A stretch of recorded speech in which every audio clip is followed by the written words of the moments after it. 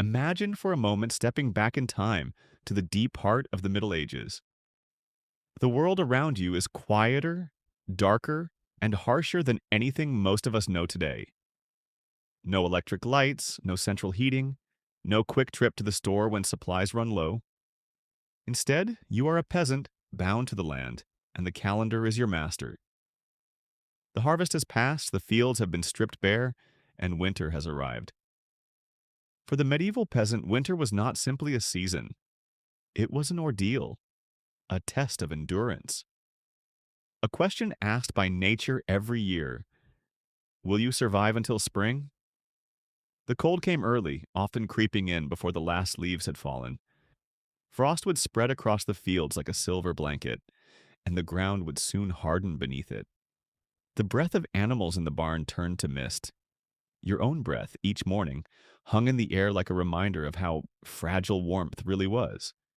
Snow came and stayed, sometimes for months. In some regions, the drifts piled high against the small, crooked houses of the peasants, cutting them off from the world. The landscape grew still and white, beautiful from a distance, but merciless up close.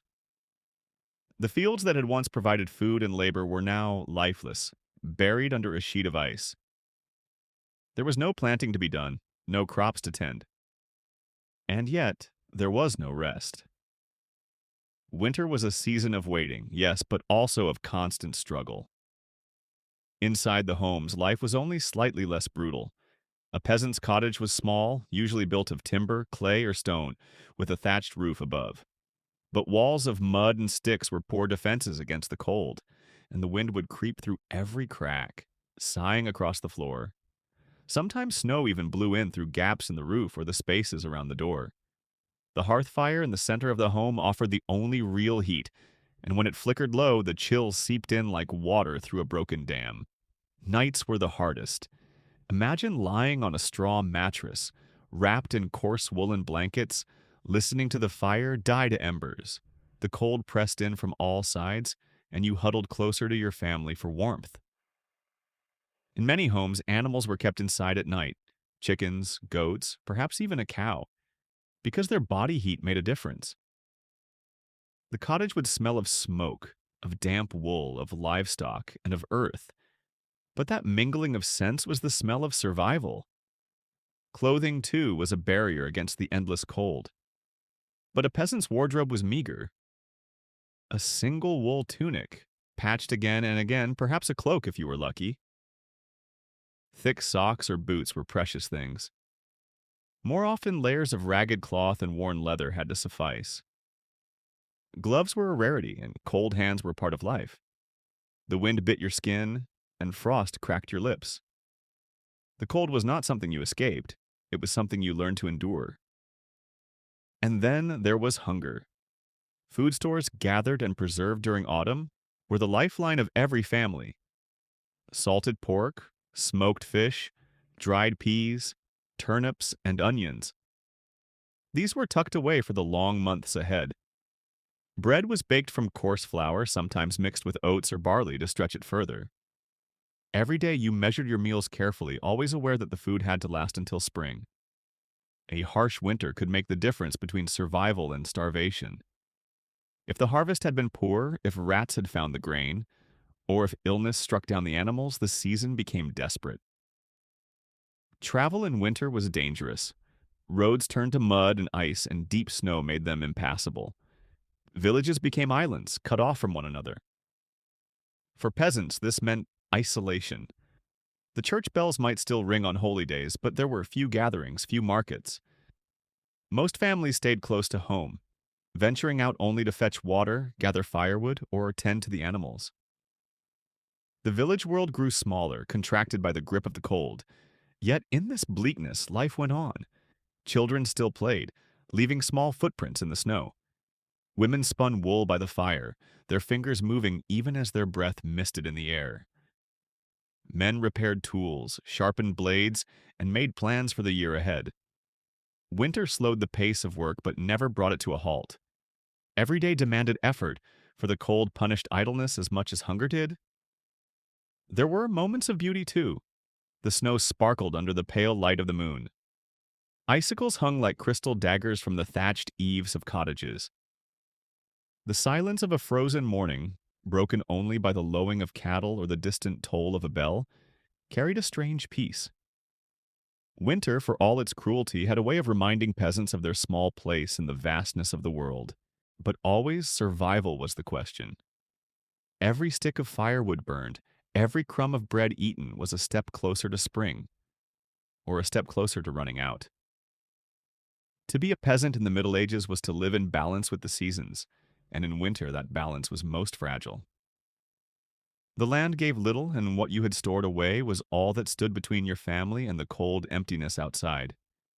And so, as the snow covered the fields and the nights stretched long, peasants faced the season with a mix of fear and quiet resilience. They had done it before, and they would do it again. Winter was cruel, but it was also familiar. Its hardships were part of life, as constant as the turning of the year.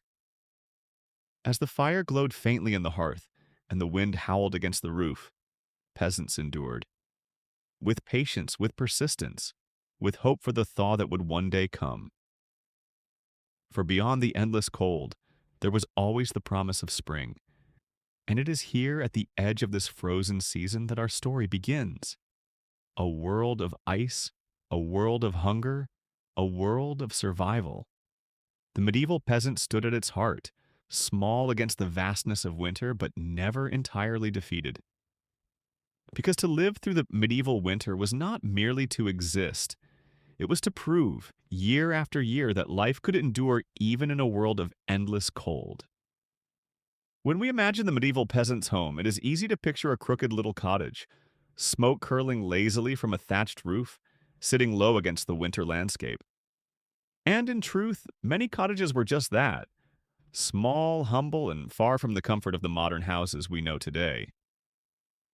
Yet, for all their roughness, these homes were not careless constructions. They were built with survival in mind, crafted from the simplest of materials, and designed to endure the long months of bitter cold. A peasant's house was rarely large. Most cottages were single-room dwellings, sometimes with a loft overhead where children might sleep, or where grain could be stored. In many villages, a family's entire life took place within these narrow walls, eating, sleeping, working, and even caring for their animals. The design was not about luxury, but necessity. Smaller spaces were easier to heat, and every detail of the cottage was shaped by the demand to hold warmth against the frost.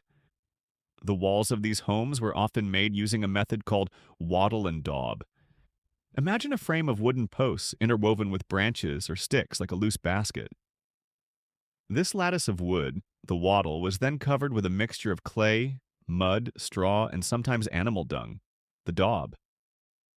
Once dried, the daub hardened into a rough but sturdy wall. It was not perfect insulation, of course, but it provided shelter from the wind and some protection against the biting cold. Other cottages were built of stone, especially in areas where it was plentiful. Thick stone walls had the advantage of durability, though they could feel damp and chill in the winter months. Still, when combined with a roaring fire, they helped hold heat inside far longer than timber and daub alone. Above, the roof was thatched. Bundles of straw, reeds, or heather were layered thickly to form a sloping cover, shedding rain and snow while also providing surprising insulation. Thatched roofs were warm in winter and cool in summer, though they needed regular repair. If poorly kept, leaks could drip into the home, leaving floors muddy and straw bedding damp. Yet, when properly maintained, the thatch served as one of the peasants' best defenses against the elements. Inside, the floor was often little more than packed earth. Some households spread rushes or straw across it, not only to soften the ground underfoot, but also to add an extra layer of insulation. The rushes absorbed moisture and could be swept out and replaced when they grew too dirty. Over time, layers of discarded rushes built up, and the floor itself became thick and uneven. To us, this may sound grim, but to the medieval peasant it was practical, and practicality was what survival demanded. In the very center of the cottage lay its heart, the hearth. A simple fire pit or open fireplace provided heat for cooking and warmth. Smoke would rise through a hole in the roof or seep out through gaps in the thatch, leaving the air inside hazy and pungent. The fire was life itself. To let it die out in the middle of winter was dangerous. Every morning began with coaxing the embers back to flame, feeding it with sticks, logs, or bundles of dried twigs called faggots. Families planned carefully, gathering enough fuel in the autumn months to see them through the cold. Wood was precious, and so the fire was kept as small as possible, smoldering steadily rather than blazing high. There were clever tricks, too, for making the most of the heat. Cottages were often built low to the ground, with small windows or none at all, so as not to lose warmth. Gaps in the walls were stuffed with moss, straw, or rags to keep out drafts. The thatch itself sometimes extended low over the sides of the house, shielding it from snow and wind. Some families even shared their living space with their animals during the harshest months. Chickens roosted in corners, goats huddled near the fire, and cows or pigs were brought inside for the night. The warmth of animals, added to that of the fire, could mean the difference between bitter cold and tolerable chill. Sleeping arrangements reflected the same battle against the frost. Families often slept close together, side by side, to share body heat. A straw mattress, perhaps stuffed with dried grasses or reeds, was laid upon the floor or a wooden frame. Over it were draped wool blankets, furs if they could be had, and whatever scraps of cloth the household owned. The youngest children might sleep nearest the fire, while elders bundled themselves in cloaks and shawls. In the still of night, every breath of warmth mattered. Despite all these efforts, winter in a peasant's home was never truly comfortable. The air was smoky, the floor was cold, and drafts found their way inside no matter how carefully the walls were patched. Yet peasants learned to make do. They adapted their homes not into places of luxury, but into shelters that allowed them to endure. And within these rough walls, there was more than hardship. The home was a place of gathering, a small world where family bonds were strengthened. Winter evenings might be spent by the hearth, telling stories, spinning wool, or mending clothes. Shadows danced on the daub walls, and the crackle of the fire was the only sound besides the murmur of voices. For all its discomfort, the cottage was also a sanctuary, the only barrier between the family and the unrelenting cold outside. It is easy to forget, in our age of central heating and double-glazed windows, just how ingenious these peasants had to be. They built with what the land gave them: wood, straw, clay, stone. They repaired and patched, stuffed and sealed, always fighting against the slow creep of winter air. Every detail, from the slope of the roof to the straw on the floor, was part of a quiet strategy of survival. And so, through long winters, their homes stood firm. Smoke curled up through thatch. Frost gathered on the small shutters, and the wind howled outside. But within, families endured. Their cottages were rough, smoky, and simple, but they were also warm enough to keep hope alive. As the snow pressed against the walls and the nights stretched on, the peasant home was more than a shelter. It was the center of life, a bulwark against the frost. And year after year, it was within these modest walls that survival through winter truly began. If the walls and roof of a medieval cottage were its bones, then the fire at its center was its beating heart. In the endless cold of winter, fire was not a luxury. It was the line between life and death. Without it, peasants could not cook, could not keep warm, and could not drive back the suffocating darkness of the long nights. To tend the fire was to tend survival itself. In most peasant homes, the hearth sat in the middle of the single room, a shallow pit dug into the floor, or later a simple stone fireplace pressed against one wall. Around it, the household gathered, for it was the only true source of light and warmth. Smoke drifted upward, seeking the small hole in the thatched roof, or else curling through gaps in the walls.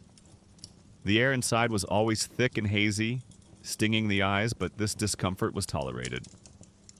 For a smoky room was still better than a freezing one. Fire was always burning. Even at night, even when the family slept, the embers were kept alive beneath a covering of ash. Each morning began with coaxing those glowing coals back into flame, blowing gently, feeding them with twigs, dry grass, or splinters of wood. To wake and find the hearth cold was a disaster.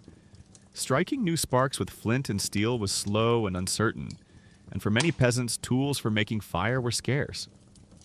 More often, a neighbor's flame had to be borrowed, carried carefully back on a torch or smoldering brand. The thought of a home without fire was frightening, and so the tending of the hearth became a daily ritual, as sacred in its own way as any prayer. But fire was not only heat, it was also the stove upon which every meal depended. Peasants boiled pottage, a thick stew of grains, beans, and vegetables, over the flames, adding scraps of meat when fortune allowed. Bread dough was baked in the coals or in a communal village oven, its smell mixing with the smoke. Hot meals were not just nourishment, they were warmth in another form. A pot bubbling on the hearth filled the room with steam, easing the dryness of winter air and fed hungry bodies weary from the cold. At night, fire became light. With no candles to spare, most peasants relied on the glow of the hearth to guide them through the darkness. Its flicker cast shadows across the daub walls, painting the cottage with dancing shapes. Families worked by this light, spinning wool, mending clothes, carving wood, long after the sun had set. In winter, when nights stretched for 16 hours, the hearth fire was the only thing that kept those hours from being unbearable. Yet fire was not free. The land did not give up its fuel easily. Gathering wood was a constant task, one that began in autumn and never truly ended. Men and boys roamed the forests, cutting fallen branches or felling small trees. In many regions, the right to gather wood was tightly controlled by lords or landlords. Poaching timber from a noble's forest could mean heavy fines or harsh punishment, but hunger and cold often forced peasants to take the risk. The fuel gathered was varied: logs for burning slowly, bundles of thin sticks called faggots for kindling. Peat, cut from the marshes, was dried and stacked to smolder in places where wood was scarce. Even dried dung, shaped into patties, was used as fuel, its slow burn stretching meager supplies further. A family's winter stores of fuel were as vital as their stores of food, and each stick was used with care. Still, shortages were common. A harsh winter might stretch longer than expected, or wood might run low before spring returned. In such times, the fire shrank. Families huddled closer to a smaller flame, rationing the warmth as they rationed bread. The hearth was kept alive, but only barely, embers glowing weakly in the ash, a promise that they had not yet surrendered to the cold. Fire also carried dangers. A stray spark might catch the rushes on the floor, or the thatch overhead, and in moments, a cottage could be lost. Villages sometimes burned from a single careless ember. For this reason, peasants watched their fires closely, covering coals at night and keeping the flames low. Yet despite the risk, no home dared go without. The danger of fire was preferable to the certainty of freezing. Beyond warmth and food, fire held a deeper meaning. It offered protection. Against wolves that prowled the edges of villages, against thieves in the night, against the terror of darkness itself. In a world where the sun disappeared for long hours each day, and where moonlight revealed more shadows than it banished, the fire's glow was a comfort. It was a small circle of safety in a vast and threatening winter world. Children grew up beside it, learning to respect its heat, learning to blow gently on embers to coax life back into flame. Elders told stories around it, their voices mingling with the crackle of burning wood. It was the background to nearly every moment of peasant life.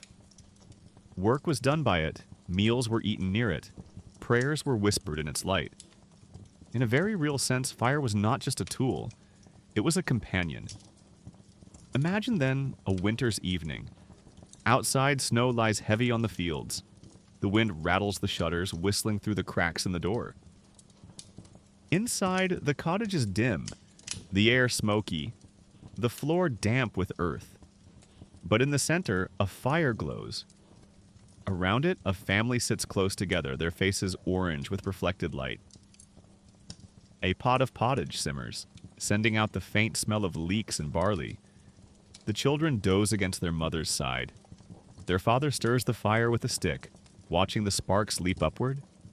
For all the hardship of winter, for all the cold pressing against the walls, this little circle of flame keeps life going. And so, through the long months of frost and snow, fire remained the peasant's most faithful ally. Its warmth allowed homes of mud and thatch to become shelters. Its light kept back the darkness of endless nights. Its flame turned scraps of food into meals and smoke into a sign that life still endured within. Fire was the heart of survival. To lose it was to surrender. To keep it burning was to defy the winter itself. And year after year, peasants learned the art of tending flame, feeding it sparingly, guarding it carefully, drawing from it not only heat and light, but also the courage to face another day in a world of endless cold. In the long battle against the cold, fire and shelter were only part of the struggle. The other half was carried on the body itself in the form of clothing. For medieval peasants, winter was not just endured at home by the hearth. It had to be faced in the fields, at the well, in the woods, and on the road. And to do so without the insulation of modern fabrics or the abundance of wardrobes we take for granted, they relied on what little they had: layers of wool, scraps of fur, and garments patched again and again, until the fabric could hold no more stitches. A peasant's clothing was practical above all else. There was no thought of fashion, no change of outfit with the seasons. Clothes were worn until they could not be worn anymore, then handed down, repurposed, or patched into something new. But for all their plainness, each garment had a role to play in the delicate balance between warmth and survival. The most essential material was wool. Sheep were plentiful in medieval Europe, and their fleece was spun into yarn and woven into heavy cloth. Wool had the great advantage of retaining heat, even when damp. In a world of snow and frozen rain, that quality made it precious. A simple woolen tunic formed the base of most peasant wardrobes, long, falling to the knees, with sleeves that could be rolled up for work or pulled down against the chill. Underneath, a linen shirt or shift might be worn, softer against the skin, though linen was colder and harder to keep warm than wool. Over the tunic in the harshness of winter, peasants layered whatever they could. A second tunic, if fortune allowed. A cloak of thick wool fastened at the shoulder with a simple pin or brooch.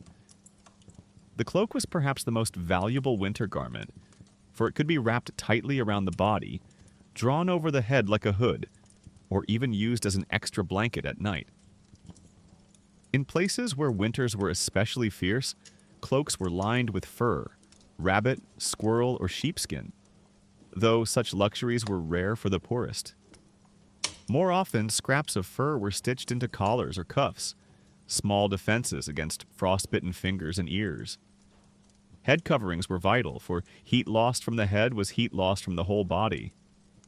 Men might wear a woolen hood, often attached to a short cape that covered the shoulders as well.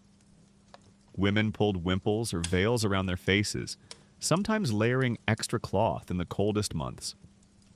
Children wore smaller versions of the same, though theirs were often little more than rough scraps tied under the chin. Hands and feet, however, suffered the most. Gloves were uncommon among peasants, and mittens even rarer. Most relied on wrapping their hands in woolen cloth or simply pulling their cloak tighter while working. Shoes were made of leather, soft-soled and often thin. In winter, they were stuffed with straw for insulation or wrapped in strips of cloth to keep out the damp. Some went barefoot even in the snow, toughened by years of hardship, though this was never by choice. Boots existed, sturdier and higher than shoes, but they were costly and passed down for as long as they could be repaired. And repair was constant. Few peasants owned more than one or two sets of clothes. A tunic, once torn, was stitched again. Holes in cloaks were patched with scraps of whatever fabric could be found. Threads unraveled from worn-out garments were saved and used again. Clothing passed from father to son, mother to daughter, often worn until it was more patchwork than your original cloth. A family's skill with needle and thread was not just about thrift. It was about keeping the body safe from cold. Tailoring for peasants was simple. Clothes were cut loose, meant to fit different bodies and survive years of wear. A tunic might serve a growing child for several seasons, hem lowered or raised as needed. Cloaks could be shared among family members, wrapped differently around larger or smaller frames.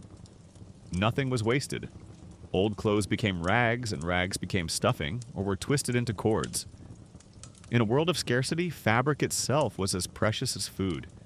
Yet for all their poverty, peasants found small comforts in their clothing. A wool cloak worn heavy on the shoulders could feel like a shield against the biting wind. A fur collar was a mark of warmth and modest pride. A pair of shoes, however worn, meant freedom to step outside without pain. In the long months of winter, these small mercies were clung to. Consider a scene. A man trudges through snow, a bundle of sticks on his back, cloak wrapped tight against the cold. His shoes are stuffed with straw, his hood drawn low, and his breath clouds the air. Behind him, his wife carries a pail of water, skirts heavy with frost, hands red but steady. Their children follow, cloaks too large for their small shoulders, hand-me-downs from years past. They look weary, but they are not undone. Their clothes, ragged as they may be, keep them moving, step by careful step, through the white silence of winter. And at night, those same clothes doubled as bedding. Tunics were not removed but slept in. Cloaks became blankets, drawn over families as they huddled together for warmth. The line between garment and bedding blurred, for every scrap of fabric had to serve more than one purpose. The cold was relentless, and so clothing was never truly set aside. There was no glamour in these garments, no shining silks or bright dyes. Color was limited to browns, grays, muted greens, and dull blues, the natural shades of undyed wool or the simplest of plant-based dyes. Yet in their plainness, these clothes carried the dignity of necessity. They were the armor of survival, layered and patched, humble but essential. The truth is, medieval peasants did not dress to be seen. They dressed to endure. Every tunic, every cloak, every scrap of fur or wool was part of a quiet strategy against winter's cruelty. And though they lacked the comforts of our modern wardrobes, though they faced the cold with little more than patched cloth and stubborn resolve, they survived. Year after year they survived. Winter clothing in the Middle Ages was not about fashion. It was about life. And in the endless cold, even the humblest cloak was a lifeline. If fire was the heart of survival and clothing the armor against the cold, then food was the lifeblood that carried peasants through the long months of winter. For in the Middle Ages, eating was never taken for granted, least of all when the fields lay frozen and bare. Winter meant living not from the land in its present state, but from the harvest that had been gathered months before. What had been salted, dried, stored, and carefully hidden away in autumn was all that stood between a family and the gnawing pain of hunger. The peasant diet in winter was simple, repetitive, and often meager, but it was built on strategies refined over generations, ways of stretching food, preserving it, and making it last as long as possible. Every mouthful was measured against the calendar. Each week brought the family closer to spring or closer to empty stores. At the center of it all was bread. Dark, heavy, and coarse, it was made from rye, barley, or oats, often mixed with whatever grain was cheapest or most abundant. White bread, baked from finely sifted wheat flour, was a delicacy reserved for the wealthy. For peasants, bread was dense, filling, and sometimes laced with bits of husk that made it rough to chew. Yet it was the foundation of the winter diet. A loaf could be stored for days, growing stale but still edible, softened with broth or ale if it grew too hard. Bread was eaten with every meal, dipped in pottage paired with salted meat, or simply chewed on its own when nothing else was at hand. Alongside bread came the humble pottage, a thick stew that could be endlessly varied depending on what was available. Into the pot went dried peas, beans, or lentils, boiled until soft. Onions, leeks, or cabbages might be added for flavor, along with root vegetables such as turnips, parsnips, or carrots, which stored well through the winter. A bit of bacon fat or a bone simmered in the broth gave richness, though meat itself was scarce and carefully rationed. The pot was never truly empty. Each day, more water, more vegetables, more scraps were added, the stew stretching endlessly like the winter itself. Preservation was key.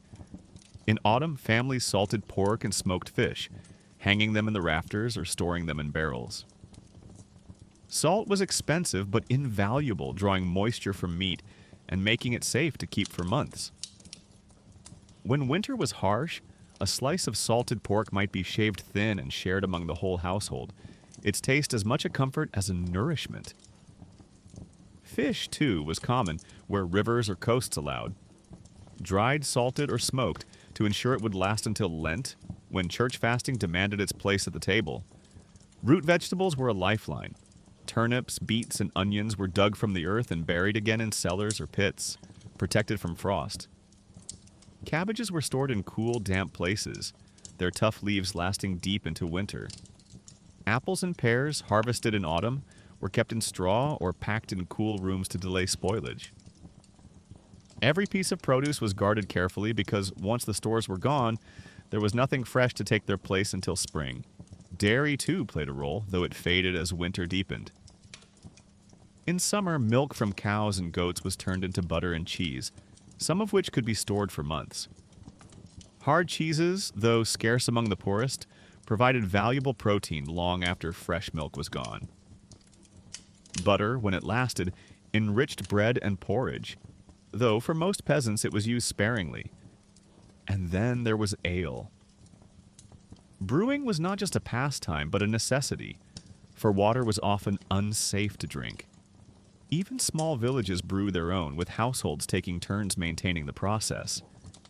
Ale was made from grains, barley or oats, boiled and fermented into a low-alcohol drink that nourished as much as it refreshed. It was cloudy, heavy, and sometimes flavored with herbs.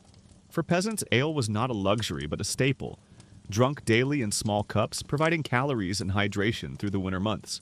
Children drank it too, for it was safer than water and far weaker than wine. Yet for all these staples, scarcity was a constant shadow. A bad harvest meant fewer stores, and fewer stores meant leaner meals.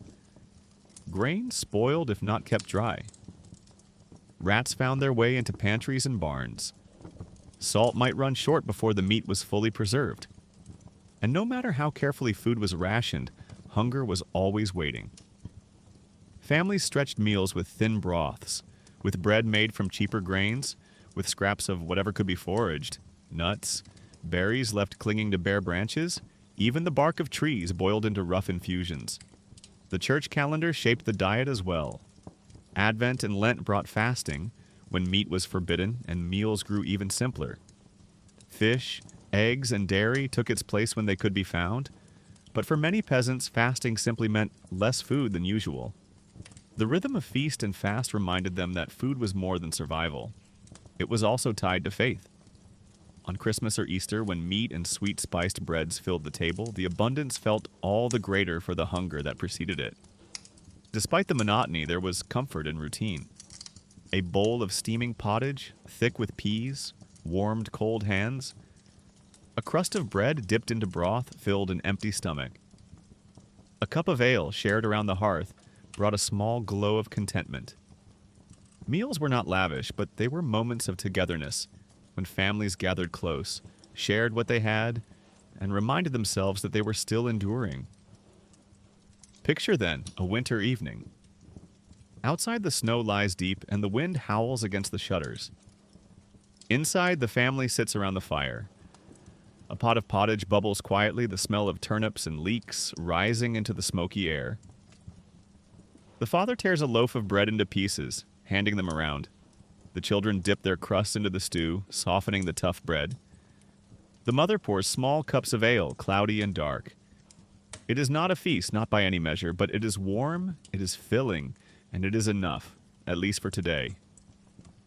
For in the end, the winter diet of the medieval peasant was not about taste or variety. It was about survival. It was about making the harvest last, day by day, week by week, until the first shoots of spring promised new life. Salted meat, dried peas, root vegetables, bread, and ale. These humble staples carried them through. And though the meals were plain, though hunger always lingered at the edges, they endured. Because to eat in winter was not to indulge, it was to hope. Each bite was a step forward, another day lived, another chance to see the frost melt away. In the silence of a world wrapped in snow, the simple act of sharing bread and stew was the greatest assurance of all. That even in a season of scarcity, life continued. Winter might seem like a time of stillness. The fields lying bare, the air quiet beneath a blanket of snow. But for the medieval peasant, there was no true pause, no real hibernation. Survival required work in every season, and winter, though harsh, brought its own rhythm of labor. With the harvest long gathered, the tasks shifted. Instead of plowing and planting, peasants turned to the slow, patient work of maintenance, tending animals, repairing tools, spinning wool, and gathering wood. It was a quieter rhythm, but still a demanding one, where every chore was weighed against the cold. The first and most constant duty was caring for the animals. Even the poorest peasants often kept chickens, a pig, perhaps a goat, or if fortune allowed, a cow. These creatures were more than companions. They were sources of food, milk, eggs, and eventually meat. Through winter, their survival was as important as that of the family itself. Animals were kept close, sometimes even sharing the peasant's home, the heat of their bodies helping to warm the air. Each morning began with feeding them from the stores of hay, grain, or scraps.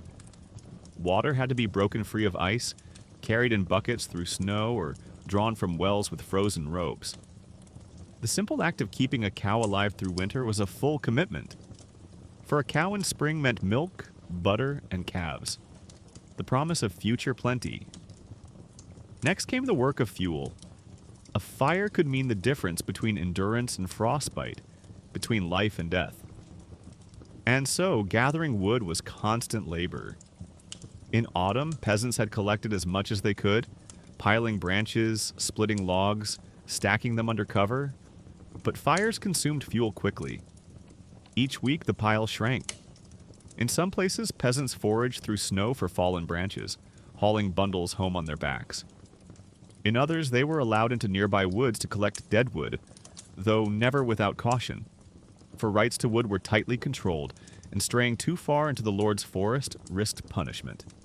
Still, without fuel, there could be no warmth, no cooking, no light. So men, women, and even children joined in the work, hands red from cold, breath rising in clouds as they dragged wood through the snow. The long nights of winter, however, also made space for indoor tasks. By the glow of the fire, families turned to crafts and maintenance. Tools dulled by the year's harvest were sharpened. Handles were replaced. Wooden carts, cracked by summer sun or autumn rain, were mended with nails and rope. These repairs were vital, for when spring came, there would be no time for tinkering. Only plowing, planting, and endless fieldwork. Winter was the workshop of the year, the season when things were made ready for what was to come. Inside, women's hands rarely rested. Wool gathered in autumn was spun into thread, then woven into cloth. This was not idle pastime, but essential labor. Clothing wore thin through the cold, patched and repatched until it could no longer hold. Children grew quickly, outpacing their tunics. And so, by firelight, the whir of the spindle was a steady sound, thread winding into balls waiting to be knit or woven. Linen, too, was spun, though more often in wealthier homes. For peasants, wool was the fabric of survival, thick, warm, and enduring.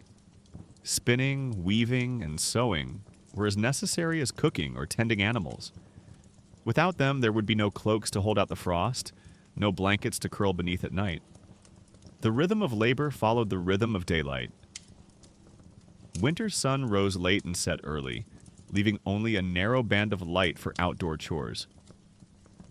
Tasks like chopping wood, carrying water, or checking animals had to be done quickly, bundled against the cold. Indoors, firelight and rush lamps stretched the evening hours, but the work became quieter, slower, suited to the dim glow. Stories were told, songs were sung, hands kept busy with spinning or mending. Children might help with simple tasks, carding wool, twisting cords, shelling dried beans for the next meal. Work was never absent, but in winter it moved at a softer pace, turning the long nights into opportunities for small labors.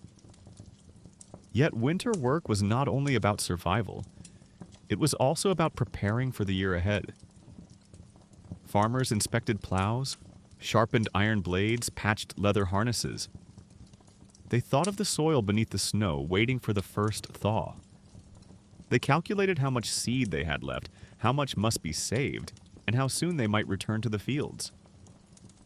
Winter was a pause, yes, but not a holiday. It was a season of preparation, of quiet anticipation, of setting things in order before the furious labor of spring. There was also the work of community. Neighbors helped one another when fuel ran low or when tools broke beyond repair. A shared ox or plow might be cared for by more than one family, each taking turns feeding the animal, ensuring it survived.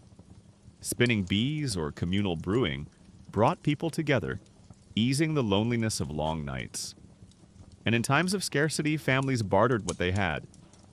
A jug of ale for a basket of turnips, a warm cloak for a bit of salted pork. Winter labor was not done in isolation. It was woven into the fabric of the village as each household leaned on the others for support. But always, the cold shaped the rhythm. Fingers stiffened, water froze, breath turned to frost on beards and cloaks. Even the smallest tasks demanded effort. To carry a pail of water meant braving icy paths. To fetch wood meant trudging through snow.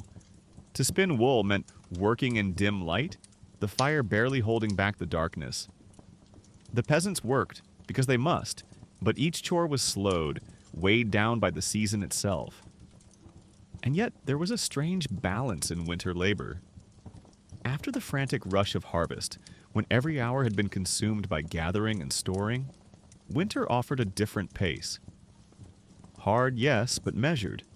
The days were shorter, the work more varied, the evenings given to craft and companionship. In this way, the cycle of the year gave both toil and rest, hardship and reflection. Picture a winter's day in a medieval village. The morning begins with the feeding of animals, the breaking of ice on water troughs. Smoke curls from chimneys as families stoke their fires. Men carry axes into the woods, their breath steaming in the air, while women sit by the hearth, spinning wool into fine threads. Children gather kindling or help mend nets. As the light fades, families return indoors, hanging damp cloaks by the fire, settling into the glow of the hearth. Tools are sharpened, clothes are patched, and the long night unfolds in quiet industry. This was winter work for the peasant, unending, necessary, but also grounding. Each chore was a reminder that life continued even beneath the frost. Animals must be fed, fires must be fueled, clothes must be made ready, and tools must be mended. The world might sleep, but the peasants could not. For them, survival was not simply about enduring the cold. It was about working within it, finding a rhythm and preparing for the seasons to come. Winter was not wasted time. It was the slow, steady labor that made spring possible. Through the endless cold of winter, when the days were short and the nights seemed without end, medieval peasants found more than survival in their bread and fire. They also found meaning, comfort, and structure in faith. The church calendar guided their lives not just in moments of worship, but in the very rhythm of the year. It was faith that offered light in the darkest months, rituals that gave order to chaos, and festivals that reminded even the poorest peasants that joy could still be found in the bleakness of winter. The season began with Advent, a time of waiting and preparation leading to Christmas. For 4 weeks, peasants marked the approach of Christ's birth with fasting and prayer. Meals grew plainer, the excess of autumn's harvest falling away to simple breads, pottages, and fish. This period of restraint was hard, especially in homes already battling scarcity. Yet it was also a reminder of hope, that after hunger came feasting, after darkness, light. Advent bound communities together in quiet anticipation, uniting rich and poor in the shared promise of something greater. And then, at last, Christmas arrived. For the medieval peasant, it was the brightest celebration of the year, a festival that burst through the cold like fire through kindling. The harsh rules of fasting gave way to feasts. Tables that had been bare now offered what had been saved: roasted meats, loaves of fine bread if they could be afforded, spiced ale, and sweet treats made from honey. Churches rang with bells, their sound carrying through the frozen air, calling all to gather. In candle-lit halls, services celebrated the Nativity, filling the faithful with warmth deeper than any hearth. But Christmas was not just a single day. For medieval peasants, it stretched into the 12 days. Nearly 2 weeks of merriment, games, and ritual. Families visited neighbors, sharing food and drink. Caroling, then, in its earliest forms, carried songs from door to door. Some villages lit Yule logs, great pieces of wood meant to burn for days, their smoke curling into the night sky as a sign of protection. The feast of St. Stephen, the feast of St. John, and the feast of the Holy Innocents filled the days between Christmas and the New Year, each offering its own rituals, prayers, and gatherings. For people who lived much of their lives in toil and hunger, these days were a rare reprieve, a chance to laugh, sing, and forget, if only for a moment, the severity of the season. The New Year itself was greeted with mixed feelings. For some, it was a time of joy, filled with small gifts or blessings exchanged. For others, it was approached with solemnity, as the turning of the calendar called for prayers for health, good harvests, and survival in the months ahead. Superstitions wove themselves into the day. The belief that the first person to enter one's home after midnight could bring fortune or misfortune, or that certain foods eaten on New Year's Day would shape the year to come. These customs, half pagan and half Christian, lingered in villages, giving peasants a sense of control over an uncertain future. Yet just as quickly as feasting came, fasting returned. By January, the joy of Christmas gave way to the cold reality of the long winter. Food stores dwindled, and the church once again reminded peasants of their duty to abstain. Days of fasting and abstinence punctuated the calendar, each marked by simple meals without meat, sometimes without dairy or eggs. These rules of faith aligned in a way with necessity. The church's restrictions often mirrored the harsh scarcity of the season. But instead of seeing hunger as mere suffering, peasants could view it as sacrifice, as participation in a holy rhythm that joined them to Christ's own trials. Candlemas, celebrated in early February, offered another moment of light. On this day, candles were blessed in churches, their glow a symbol of purification and hope. Families carried them home, placing them in windows or setting them on altars, believing their light could ward off storms and evil. For peasants, Candlemas also marked a turning point in the winter, a sign that the darkest days were behind them, that spring, though still far, was coming closer with each passing sunrise. Throughout these months, the church provided more than rituals. It provided community. Weekly Mass was both obligation and relief. In the cold interior of the village church, peasants gathered shoulder to shoulder, their breath misting in the air. They listened to scripture, sang hymns, and knelt together. For people who lived much of their lives in isolation, bound to their homes and fields, the church was the beating heart of the village. A place where they were reminded that their struggles were shared, that their suffering was not endured alone. The church also marked the year with saints' days, each one a reminder of faith's reach into every corner of life. The feast of St. Bridget, of St. Agnes, of countless others. Each was an occasion for prayer, sometimes for rest, occasionally for a small celebration. Even when hunger gnawed and firewood ran low, these days gave peasants something to hold on to, a reason to gather, a purpose to keep moving forward. Faith also explained the hardships of winter itself. Harsh storms were seen as trials sent by God. Illness was both punishment and purification. The rhythm of fasting and feasting was tied to the eternal rhythm of sin and redemption, suffering and grace. To modern eyes, it may seem bleak, to see every frost and famine as divine testing. But to the peasant, it was a way to endure. To believe that suffering had meaning was far easier than to believe it was meaningless. And in the long nights when winds rattled shutters and snow drifted high against doors, faith offered comfort. Families prayed by the hearth, murmuring psalms as flames flickered on their faces. Rosaries were counted, crosses clutched in calloused hands. Even in silence, belief filled the air as steady as breath.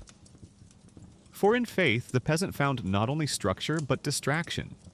The rituals broke the monotony of winter, giving days purpose, giving time a shape. Picture then a medieval village in January. The fields lie under snow, the trees bare and brittle. Inside the church, candles burn, their glow-warming faces turned upward in prayer. A child yawns in the pew. A mother whispers a hymn. A father kneels, his cloak damp from melting snow. They are tired, they are hungry, yet in this moment they are together. They rise, they sing, they return to their homes, and though nothing outside has changed, the cold still bites, the hunger still lingers, something within has shifted. They carry with them faith, and faith is enough to see them through another day. For medieval peasants, the winter was not just endured through bread and fire, but through belief. The church gave them a calendar to follow, rituals to repeat, festivals to celebrate, and prayers to whisper in the dark. It gave them purpose when the world seemed lifeless and joy when everything else was scarce.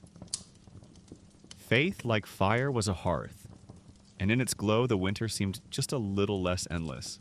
In the long dark of a medieval winter, no peasant could endure alone. The cold was too sharp, the hunger too near, the labor too heavy for one household to shoulder in isolation. Survival depended not only on bread, fire, and faith, but on the bonds of community.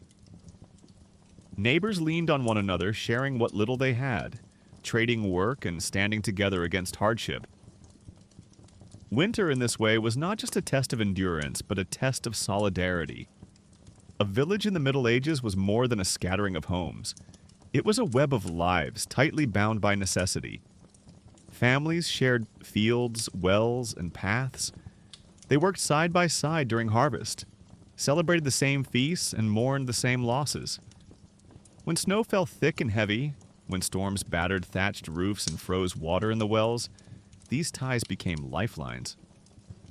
No matter how humble a peasant's dwelling, its hearth was connected to all others in spirit, if not in stone. Food was the most obvious bond. A bad harvest or a spoiled store could spell disaster for a family. And so neighbors shared what they could spare. A basket of turnips might pass from one cottage to another. A jug of ale brewed in a household with a surplus of grain might be carried across the snowy street to a friend in need. A joint of salted pork could be divided into thinner slices, each family receiving a portion. This was not generosity in the modern sense, but survival strategy. For in winter, fortune could turn quickly. The family that gave today might be the family that needed tomorrow.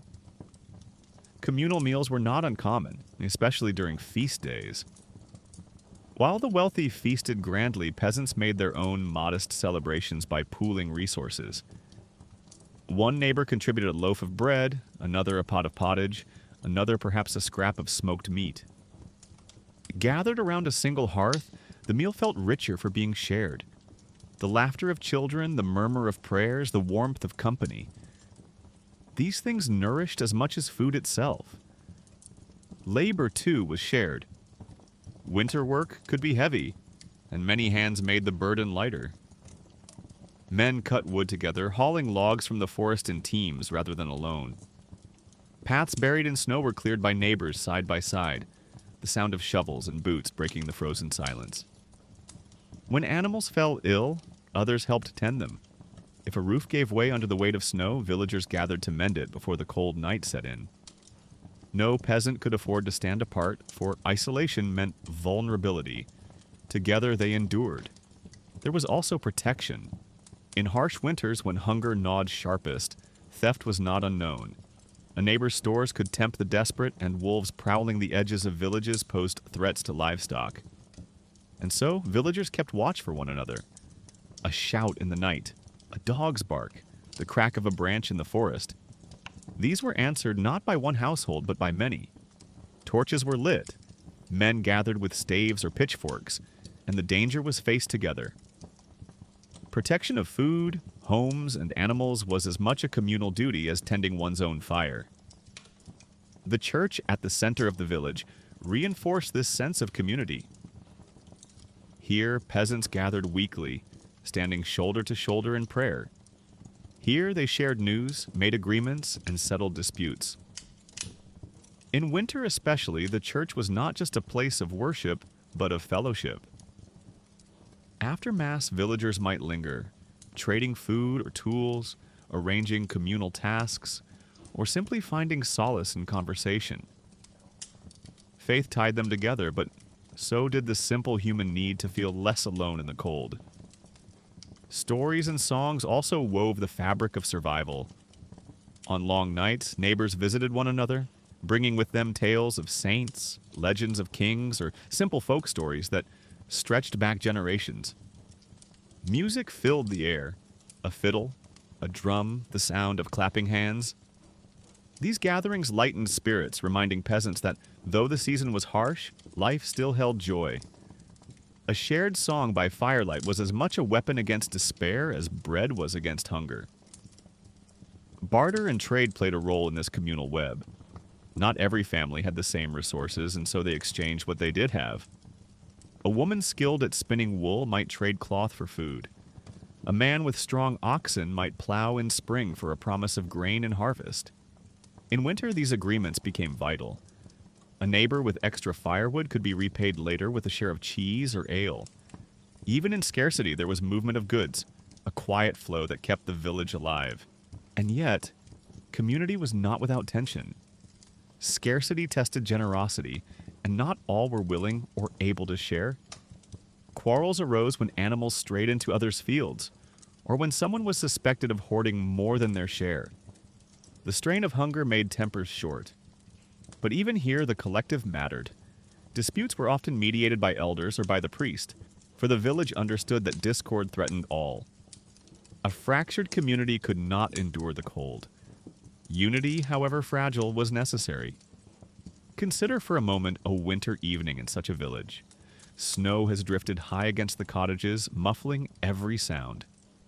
Inside one home, a family sits with little food. Only stale bread and a thin broth. But then a knock comes at the door. A neighbor enters, stamping the snow from his boots, carrying with him a small bundle of smoked fish. It is not much, but it is enough to stretch the meal, enough to brighten weary faces. Tomorrow, perhaps this family will repay the kindness with labor or with a gift of wool spun by the hearth. Tonight, they simply share the warmth of food and of friendship. This was how medieval peasants endured the endless winters. Not through isolation, not through solitary struggle, but through bonds of community. The village was a shield, each household a link in a chain. Food was shared, work was divided, dangers were faced together. In the bleakest months when cold and hunger pressed hardest, it was the strength of these connections that carried them through. For the winter was not survived by the lone hearth, but by the many fires burning together. Community turned scarcity into sufficiency, fear into courage, and hardship into endurance. Alone, a peasant might falter, but with neighbors at their side, with shared bread, shared labor, and shared faith, they found a way to outlast the cold. In the end, survival in the medieval winter was not just about enduring nature. It was about enduring with one another. And in that shared struggle, peasants found not only strength, but a quiet kind of hope. The assurance that no matter how endless the cold, no one faced it alone. Winter in the medieval world was not a gentle season. It was a time of constant vigilance when danger lurked in every shadow, and survival was never guaranteed. The cold itself was merciless, but it was only the beginning. Illness, starvation, accidents, and predators made winter a season of peril. For peasants, a single misfortune, a broken leg, a spoiled store of grain, a wolf attack, could ripple outward, threatening not just one household, but the entire village. The first and most immediate danger was the cold itself. Without proper shelter, clothing, and fire, frostbite and hypothermia could set in quickly. Fingers, toes, and ears were especially vulnerable, and many peasants lost them to winter's relentless chill. Even a short exposure while fetching water, gathering wood, or tending animals could be dangerous. Houses, rudimentary though they were, offered some protection, but they were drafty, often damp, and poorly insulated. A single icy night could weaken the body, making it easier for disease to take hold. Illness was never far away. Winter conditions exacerbated the spread of fevers, colds, and coughs. Stagnant air and smoky cottages, combined with crowded living spaces, created breeding grounds for infection. Nutritional deficiencies from meager diets weakened immune systems, leaving even strong adults susceptible. Children and the elderly were at greatest risk, their bodies fragile in a world without modern medicine. What today might be considered a mild infection could, in winter, turn deadly. A fever, a cough, or an upset stomach could sweep through a household, taking hours or days to claim lives that might have survived in warmer months. Starvation was an ever-present threat. Winter came on the heels of the harvest, and while stores of grain, root vegetables, and salted meat were meant to last, they did not always. Bad harvests, spoiled stores, or theft could leave a family with too little to eat. Hunger weakened the body, slowing work, chilling the blood, and leaving people less able to fight off cold or disease. In the worst years, entire villages faced famine. Bread became crumbly and thin, pottage watery, and every bite rationed carefully. Families divided the last scraps, praying that spring would arrive before their stores ran out completely. Accidents added to the danger. Snow and ice made travel treacherous, whether to the woods, the well, or the neighboring village. A slip on frozen ground could break a limb, and a broken bone in winter was perilous. The injured person could not fetch firewood, tend animals, or care for themselves.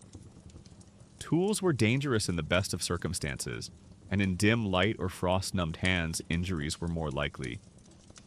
Even a small burn from the hearth could be serious, for wounds healed slowly in the cold, damp months. The winter itself seemed to conspire against survival, turning everyday tasks into calculated risks. Predators were a constant fear, especially in rural areas on the edge of forests. Wolves prowled the outskirts of villages, hunting livestock and in some cases, men and children. Snow made tracking easier, but also made escape harder. A single night's raid could wipe out a family's pig or flock, devastating their winter stores. Dogs offered some protection, barking at intruders, but they were no match for packs of hungry wolves, driven by hunger as desperate as that of humans themselves. Tales of wolves circling cottages were more than folklore. They were reality for many peasants. The dangers of winter extended beyond the individual household to the village as a whole. A failed harvest could have catastrophic consequences. Grain, barley, oats, and rye, the staples of survival, asira, were collected in autumn, but a poor season or an early frost could reduce stores dramatically. Salted meat could spoil if not properly cured. Root vegetables could freeze in the ground or rot in storage pits. A single crop failure could spell starvation, not just for one family, but for neighbors who depended on barter and shared resources. Hunger was a communal threat, and the hardships of one household quickly spread to others. Psychological strain was another danger, often overlooked but real.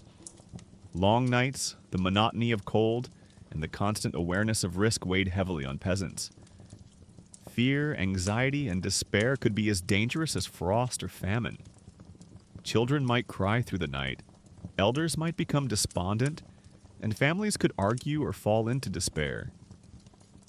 Maintaining morale, especially when illness or hunger struck, was as vital as tending the hearth. A village that fell into hopelessness was a village at risk. Even religion which offered comfort could highlight the dangers of winter. Illness might be seen as punishment, hunger as trial, and every misfortune as a test of faith. While these beliefs offered structure, they could also intensify fear. Prayers and rituals were necessary not just spiritually, but practically, as peasants sought blessings for crops, livestock, and protection from wolves and disease. Every candle lit, every hymn sung was a plea for survival in a world that offered no guarantees. Despite all these risks, medieval peasants endured. They developed strategies, honed skills, and cultivated resilience. Fire was tended constantly, not just for warmth, but to prevent illness. Food was carefully rationed and preserved. Clothing was layered and patched to prevent frostbite. Children learned early how to navigate snow, fetch water, and contribute to household survival. Families moved carefully, worked together, and relied on community to offset the harshness of the season. Consider a scene on a winter morning. Snow covers the fields, crisp and white, but hiding ice beneath. A father carries firewood through the frozen path, careful with each step. His daughter follows, holding a pail of water, the rope stiff with frost. A goat bleats from the barn, waiting to be milked. In another home, a mother tends a simmering pot of root vegetables, checking on a sick child beside her. The village dogs bark at distant howls. Wolves perhaps circling the forest's edge. It is a world of constant vigilance, where each breath, each movement, is measured against the dangers that surround them. And yet, for all the peril, life continued. Winter demanded respect, but it did not defeat them entirely. Through preparation, skill, and communal effort, peasants navigated the season. They survived frostbite, they endured hunger, they avoided predators when possible, and they tended to one another in times of illness. Every winter carried risk, but it also carried lessons. The value of foresight, the necessity of cooperation, and the strength of human resilience. In the end, winter was a crucible. It tested the body, the mind, and the spirit. The dangers were ever present, and one misstep could bring disaster. But medieval peasants, generation after generation, met these risks with skill, courage, and ingenuity. They survived by respecting winter's power, by tending fire and food with care, and by leaning on each other when the season pressed hardest. And so, despite illness, hunger, accidents, and predators, life endured. Fragile, precarious, but remarkably persistent in the face of a world frozen and relentless. After months of snow, ice, and long nights, the first signs of spring were subtle, almost hidden at first. A patch of green peeking through frozen earth, the song of a returning bird, the faint warmth of the sun on frozen soil. For medieval peasants, these small changes were monumental, symbols that the season of hardship was ending and the rhythm of life would return to its full cycle. But spring did not arrive with fanfare. It was gradual, tentative, like a whisper after a long, relentless winter, and the lessons of endurance lingered in every home and every heart. Winter had been long, and its memory etched deeply into the lives of those who survived. Families had huddled around meager fires, rationed food with care, tended animals in the cold, and worked tirelessly to preserve not just life, but the promise of life. The months of hardship had forged resilience, patience, and ingenuity. Peasants learned to measure their strength, to prioritize, and to improvise. Every patched cloak, every rationed loaf, every bundle of firewood carried a lesson. Survival depended on diligence, planning, and community. The village awoke slowly. Smoke curled from chimneys once more, signaling the continuation of life that had persisted through winter. Children who had grown smaller and quieter under the frost ventured outside with laughter returning to their lips. They leapt over melting drifts, their boots splashing in thawing puddles. The snow still lingered, stubborn in shaded corners, but it softened under the growing sunlight. Paths that had been treacherous in winter became navigable again. Even the animals seemed to sense the shift. Goats bleated with renewed energy, chickens scratched at the softening ground, and the oxen stirred more eagerly at the thought of plowing soon to come. Fields once frozen and bare now showed the first green shoots of winter grain or early planted crops. Peasants inspected their stores, grateful for what had lasted, yet mindful that spring would demand renewed labor. Every seed saved from last year's harvest, every root vegetable carried through the months, would now be used to feed not just the family, but also the soil itself. The work of survival did not end with the frost. It shifted. Winter's trials became preparation for spring, and spring in turn became an opportunity to reward patience and careful planning. As the sun rose higher each day, the villagers ventured further from their homes. Firewood was still collected, but less urgently, and the warmth of the sun reduced the burden. Wells no longer froze entirely, making water more accessible. Families began repairs outside, fixing fences, patching roofs, and tending to garden plots that had been dormant. The rhythm of daily life expanded again. Where winter had compressed tasks into the narrow confines of hearth and barn, spring offered space, light, and the promise of renewal. There was also reflection. The harsh months had tested every family, every individual. They had faced hunger, cold, illness, and danger, and yet life persisted. Villagers understood that endurance was not a solitary act. It relied on shared labor, shared resources, and shared faith.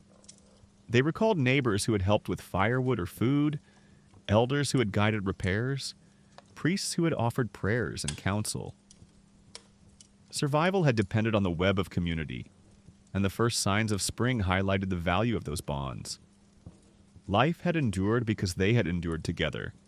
The lessons of winter carried beyond survival. Peasants learned to anticipate, to store wisely, and to respect the land and its rhythms. Fires were kept tended, animals carefully fed, food preserved with foresight. Even the smallest acts, spinning wool, patching a cloak, digging up a root vegetable, were imbued with meaning. They were acts of preparation, acts of hope. Every task completed in the winter months now bore fruit in spring, turning struggle into sustenance, effort into reward. The spiritual dimension of spring was no less important. Festivals marked the season, tying the cycles of the natural world to human faith. Candlemas had reminded them that light follows darkness. The first green shoots were a living echo of this truth. Lent and Easter would soon follow, emphasizing renewal, sacrifice, and resurrection. Faith, like the land, was returning to life. For peasants who had endured the winter's trials, these celebrations were both relief and affirmation. Proof that the world continued, that hardship could be endured, and that hope was tangible once more. Picture, if you will, a village morning in early March. The air is cool but soft, carrying the smell of wet earth and thawing snow. Children run to the stream, splashing in the shallow water, while women tend garden plots, turning soil that is finely loosened.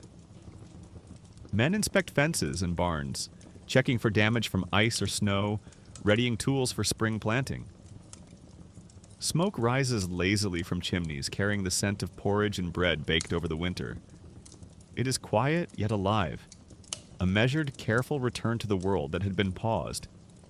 And yet, even in this renewal, the memory of winter remains. Every patch of snow, every remaining icicle, serves as a reminder of what was endured. Villagers carry with them a mixture of relief and vigilance.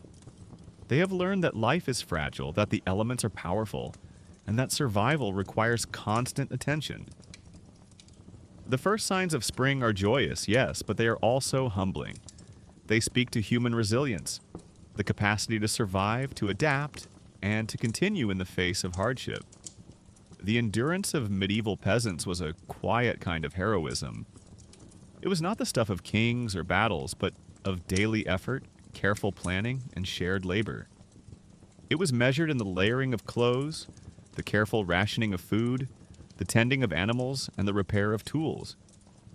It was found in the small rituals, in faith, in the community, and in the patient waiting for the thaw. Each family, each village, emerged from winter stronger, wiser, and connected to the cycles of the world in ways we often forget today. And so, as the first green shoots pierce the thawing soil, as birdsong returns to the air, and as sunlight warms frozen fields, there is hope. Not a fleeting hope, but the steady, grounded hope of those who have endured hardship and survived. Peasants step outside with cautious optimism, ready to work again, to plant, to repair, to live. They carry the lessons of winter in their bodies, their minds, and their hearts, a quiet testament to human resilience. Winter, with all its cold, danger, and scarcity, is past. The village has endured. The fires still burn. The stores have lasted. The community remains intact. And as spring begins its slow triumph, the world seems full of possibility. Life continues as it always does, and for the medieval peasant, the first signs of spring are proof not just of the land's renewal, but of the enduring strength of the human spirit.